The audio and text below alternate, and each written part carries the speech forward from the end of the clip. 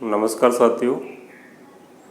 आज के व्याख्यान में हम चर्चा करेंगे एशिया महाद्वीप के जो क्षेत्रीय संगठन है, रीजनल ऑर्गेनाइजेशन है, उनके बारे में। पिछले व्याख्यानों में हमने एशिया महाद्वीप के जो टोपोग्राफी है, उसके एग्रीकल्चर है, उसके इंडस्ट्रियल रीजन है, ड्रेनेज पैटर्न है, उनके बारे में चर्चा की। ये जो रीजनल ऑर्गेनाइजेशन है वो एशिया महाद्वीप का जो आर्थिक विकास है उनमें इनकी महत्वपूर्ण भूमिका है, इसलिए आज हम आज के व्याख्यान में इनके बारे में चर्चा करेंगे। सबसे पहले चर्चा करते हैं आसियान के बारे में। आसियान का जो फुल फॉर्म है वो है association of south east Asian Nations, यानी कि जो दक्षिण पूर्वी एशियाई जो नेशंस है, देश है, उनका एसोसिएशन है, यानी संगठन है। दक्षिणी पूर्वी एशियाई देशों का जो संगठन है वो आसियान के नाम से जाना जाता है। ये एक प्रकार का क्षेत्रीय संगठन है, रीजनल ऑर्गेनाइजेशन, जो समान मुद्दों को लेकर और समान क्षेत्र जो दक्षिण पूर्वी एशियाई क्षेत्र है उसकी समस्याओं के समाधान के लिए इसका गठन किया गया है। आसियान की जो स्थापना है वो 1967 में इसकी स्थापना हुई और इसका जो हेडक्वार्टर या सेक्रेटरीट है वो इंडोनेशिया की राजधानी जकार्ता में है, स्थित है। इसके सदस्य जो मेंबर है 5 इसके फाउंडर मेंबर, जो 1967 में फाउंडर मेंबर्स जिनमें आपका मलेशिया, इंडोनेशिया, थाईलैंड, सिंगापुर और फिलीपींस, ये इसके संस्थापक सदस्य हैं जिन्होंने इस संगठन की स्थापना 1967 में की। 1990 के दशक में इसके 5 मेंबर और बने जो दक्षिणी पूर्वी जो क्षेत्र है उसी के वो देश है। ये 5 मेंबर जो बाद में 90 के दशक में बने हैं उनमें Myanmar, Laos, Cambodia, Vietnam, Brunei. इस प्रकार से वर्तमान में इस संगठन के 10 सदस्य स्थायी सदस्य हैं। उसके साथ साथ ही जो इसके पड़ोसी जो क्षेत्र है उसके देश है दक्षिणी कोरिया, चीन, जापान, भारत, वो इस संगठन के डायलॉग पार्टनर है या परामर्शी सदस्य जिसको कहा जाता है वो है। इस रीजनल जो ऑर्गेनाइजेशन है उसका मुख्य उद्देश्य क्षेत्रीय स्थायित्व और शांति, यानी कि जो रूल ऑफ लॉ और यूएन चार्टर है उसके अनुसार इस क्षेत्र में पीस, शांति और रीजनल स्टेबिलिटी, क्षेत्रीय स्थायित्व प्रदान करने के लिए ये देश आपस में परस्पर सहयोग करते हैं। उसके साथ साथ ही मुख्य रूप से ये आर्थिक कोऑपरेशन, आर्थिक सहयोग के लिए गठित संगठन है, जिसके अब सदस्य देश परस्पर एक दूसरे के लिए आर्थिक मंच प्रदान करते हैं। इस क्षेत्र में फ्री ट्रेड एग्रीमेंट है वो लागू है। सदस्य देश से परस्पर एक दूसरे देश से आयात और निर्यात है उसको संपन्न कर सकते हैं। उसके साथ साथ ही सामाजिक सांस्कृतिक सहयोग कोऑपरेशन, यानी सामाजिक और सांस्कृतिक कोऑपरेशन के लिए सहयोग के लिए ये यहाँ पर ये इन देशों में परस्पर एक दूसरे देश में जो प्रतिनिधि मंडल है, डेलीगेशंस है, चाहे वो छात्रों का हो या राजदूत स्तर राजदूत हो, वो आपस में आते हैं एक दूसरे देश में ट्रेनिंग लेना, परस्पर जो कल्चरल एक्टिविटीज़ है उसमें भाग लेना, ये संपन्न करते हैं, जिससे यहाँ पर इस क्षेत्र में जो क्षेत्रीय भू सांस्कृतिक और सामाजिक जो परस्पर सहयोग है वो उसको बढ़ावा मिलता है। इसके साथ में तकनीकी और राजनीतिक कोऑपरेशन, टेक्निकल और जिसको अपन कह सकते हैं साइंस एंड टेक्नोलॉजी के मामले में, इसमें क्षेत्र में सभी देश है वो समान रूप से विकसित नहीं है, उनमें विकासशील अधिकांश विकासशील है। सिंगापुर जैसे विकसित देश भी है, उसके साथ साथ में कंबोडिया, लाओस जैसे गरीब देश भी है। सिंगापुर में जहाँ पर कैपिटा इनकम है वो 53,000 अमेरिकी डॉलर है, वहीं कंबोडिया में पर कैपिटा इनकम जहाँ 1300 डॉलर अमेरिकी डॉलर ही है, लाओस में भी काफ़ी कम है। इस प्रकार से गरीब देश भी है और काफ़ी विकसित देश भी है।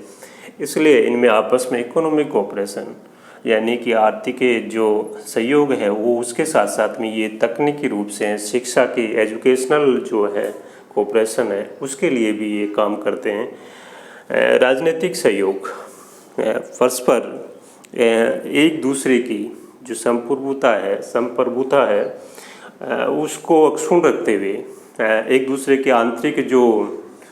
आंतरिक मुद्दे हैं उनमें हस्तक्षेप नहीं करते हुए ये जो पूरे क्षेत्र विशेष के जो मुद्दे हैं सामान्य हित वाले या समान हित वाले मुद्दे हैं उनके लिए ये राजनीतिक पॉलिटिकल जो कोऑपरेशन है वो आपस में एक दूसरे को प्रदान करते हैं।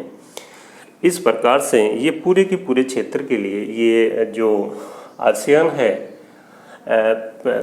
पूरे विश्व की दृष्टि से अपन देखें तो तीसरी जनसंख्या की दृष्टि से तीसरा बड़ा ये रीजनल ऑर्गेनाइजेशन है। यहाँ पे इसकी जो इकोनॉमी है, इकोनॉमी की दृष्टि से ये विश्व का छठी बड़ी इकोनॉमी, पूरे संगठन की जो इकोनॉमी है छठी बड़ी इकोनॉमी है।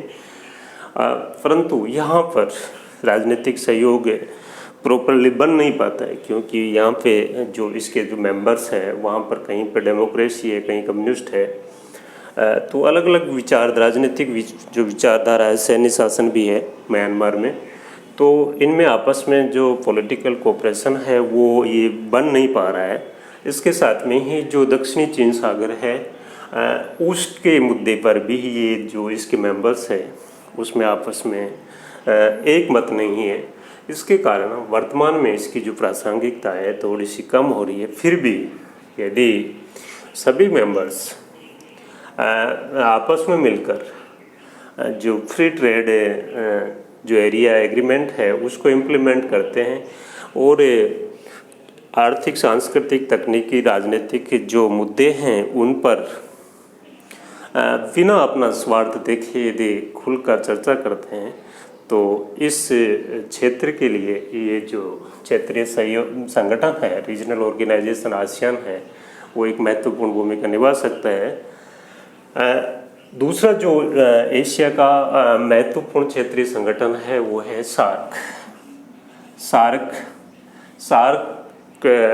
इसका पूरा नाम है south Asian association for regional cooperation, यानी कि जो दक्षिण एशिया है उसका क्षेत्रीय सहयोग संगठन या दक्षेस के नाम से भी इसको जाना जाता है।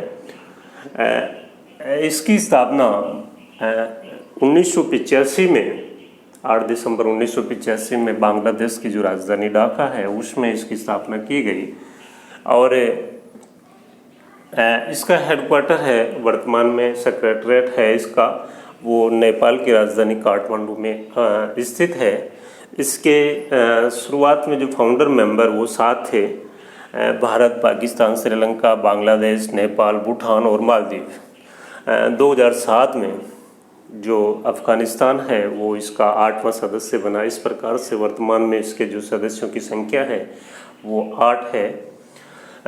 इसका भी जो मुख्य उद्देश्य है वो क्षेत्रीय स्थायित्व एवं शांति, यानी कि इस दक्षिणी एशियाई क्षेत्र में रीजनल स्टेबिलिटी और पीस के लिए जो रूल ऑफ लॉ, कानून का शासन है या यूएन चार्टर है वो उसको लागू करना और क्षेत्र में स्टेबिलिटी और पीस है उसको बढ़ावा देना इसका मुख्य उद्देश्य है। इसके साथ ही परस्पर आर्थिक, सांस्कृतिक, राजनीतिक सहयोग यानी कि ये संगठन है, इसके जो मेंबर्स है उसमें आपस में परस्पर आर्थिक यानी कि इकोनॉमिक जो कोऑपरेशन है उसको बढ़ावा देना। इसके सदस्य ये भी जो जनसंख्या की दृष्टि से देखा जाए तो इस क्षेत्र में संपूर्ण विश्व की लगभग 22% पॉपुलेशन है वो इस क्षेत्र में, सार्क क्षेत्र में जो क्षेत्रीय संगठन है उसमें निवास करती है। इसका एरिया है मात्र वो 3.5% है और ये यहाँ के अधिकांश देश है वो विकासशील देश है जिनका विश्व व्यापार में मात्र 3% कंट्रीब्यूशन है। देखिए आप 22% पॉपुलेशन और जो वर्ल्ड ट्रेड है उसमें मात्र 3% कंट्रीब्यूशन, तो ये विडंबना है।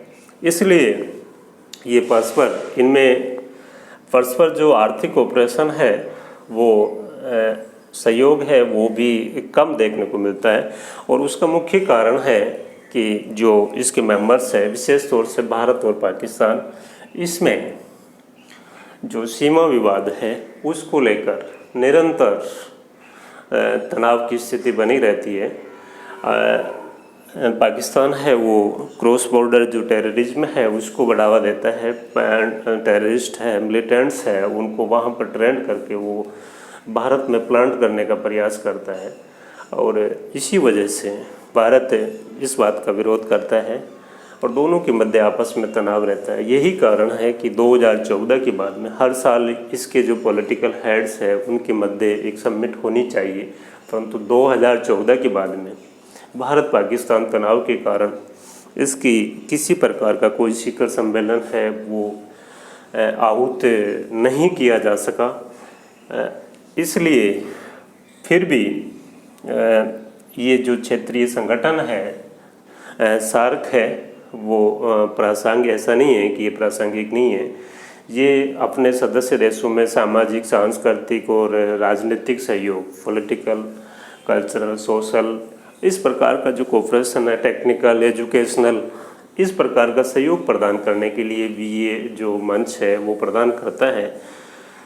अभी वैश्विक जो महामारी कोविड चल रही है 19, उसको लेकर 15 मार्च 2020 को भारत के प्रधानमंत्री माननीय नरेंद्र मोदी जी ने सार्क देशों के जो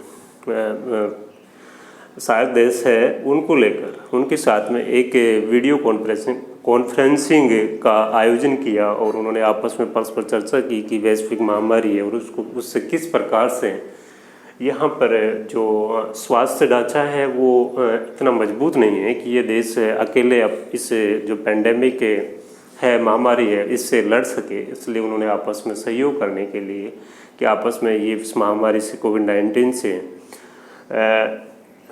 लड़ने के लिए आपस में सहयोग प्रदान करेंगे और भारत के प्रधानमंत्री ने बड़ा दिल दिखाते हुए इसके लिए 10 मिलियन अमेरिकी डॉलर जो है उसका एक इमरजेंसी फंड है उसका ऐलान किया।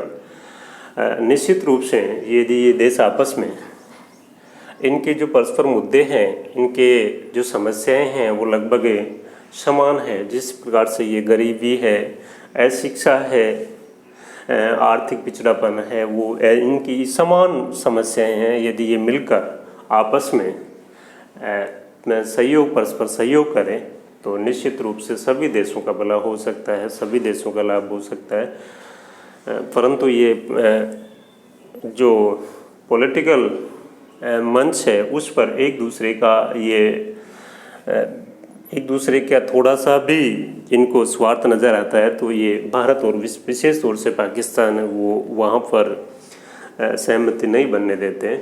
इस प्रकार से ये अपने जो मुख्य इसका उद्देश्य था कि इस क्षेत्र में जो फ्री ट्रेड एरिया या फ्री ट्रेड एग्रीमेंट है उसको इम्प्लीमेंट करने का, वो भी पूर्णतया सार्थक अभी वर्तमान में नहीं हो पाया है। ये अब परस्पर एक दूसरे के साथ में अविश्वास के कारण कम से कम अपना जो व्यापार है, आयात और निर्यात है, वो करते हैं। फिर भी यदि ये आपस में परस्पर मिलकर सहयोग करें तो इनके लिए बेनिफिशियल होगा। तीसरा जो एशिया का क्षेत्रीय सहयोग संगठन है, क्षेत्रीय सहयोग संगठन है, रीजनल ऑर्गेनाइजेशन, उसको अरब लीग। इसमें मुख्य रूप से एशिया के साथ साथ में, यानी कि जो दक्षिण पश्चिम एशिया के देश है उनके साथ साथ में ही अफ्रीका महाद्वीप के देश है वो भी इसमें शामिल है। विशेष तौर से जो मुस्लिम बहुल है, जो मुस्लिम धर्मावलंबी, मुस्लिम संप्रदाय को मानने वाले देश है वो इसमें शामिल है। एशिया महाद्वीप के सऊदी अरब है, संयुक्त अरब अमीरात, अमन, Oman, Qatar, Bahrain, Iraq, Iran, Pakistan, Afghanistan और अफ्रीका महाद्वीप के जो सूडान है, अल्जीरिया है, लीबिया है, नाइजीरिया है, इस प्रकार के देश है जो अरब या मुस्लिम धर्म संप्रदाय को मानने वाले लोग हैं, उन्होंने मिलकर इस जो अरब लीग है, रीजनल ऑर्गेनाइजेशन, उसकी स्थापना 1945 में की। इसका भी जो मुख्य उद्देश्य है वो रीजनल स्टेबिलिटी और पीस है। उसके साथ में ये परस्पर आपस में जो आर्थिक है, आर्थिक, सामाजिक, सांस्कृतिक, राजनीतिक, तकनीकी और एजुकेशनल जो कोऑपरेशन है, म्यूचुअल कोऑपरेशन, वो एक दूसरे को प्रदान करते हैं और जिसकी वजह से क्षेत्र में स्टेबिलिटी आती है। इकोनॉमिक रूप से वो क्षेत्र है उसको फ़ायदा होता है। पॉलिटिकल रूप से समान हित के जो मुद्दे हैं उनका समाधान एक मंच पर बैठकर वो परस्पर बातचीत के माध्यम से निकालते हैं। इस प्रकार से ये जो रीजनल ऑर्गेनाइजेशन है, inter governmental organisation, ASEAN, SAARC और अरब लीग, ये संपूर्ण एशिया महाद्वीप है उसकी जो आर्थिक विकास है उस पर महत्वपूर्ण भूमिका निभा रहे हैं। जय हिंद।